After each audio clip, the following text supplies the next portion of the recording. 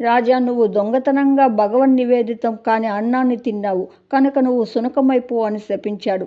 తాను చేసిన తప్పును తెలుసుకున్న రాజు మహర్షి పాదాలపై పడి తనను కాపాడమని ప్రార్థించాడు. కానీ ఫలితం లేకపోయింది. శునకంగా మారిన రాజు దేశాల వెంట తిరగడం ప్రారంభించాడు. ఇలా తిరుగుతూ ఉంటే ఒక ఇంద్రజాలికుడు తాను చేసే పని కోసం సహాయంగా ఉంటుందని భావించి ఆ శునకాన్ని పట్టుకొని దేశాలు తిరుగుతూ తన విద్యను ప్రదర్శిస్తూ ఉన్నాడు. అలా వస్తూ ఒకనాటికి ఈ వానమామలై క్షేత్రం చేరుకున్నాడు.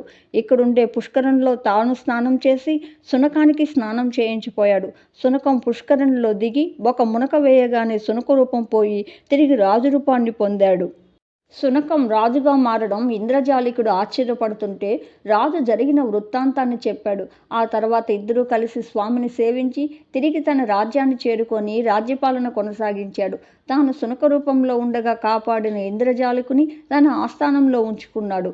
ఇలా ఎటువంటి పాపాన్నైనా పోగొట్టే పుష్కరిణి సేత్తు తామర్తై పుష్కరిణి. కాలక్రమేణా ఈ సన్నిధి మరుగున పడిపోతే తిరిగి పునరుద్ధరించారు.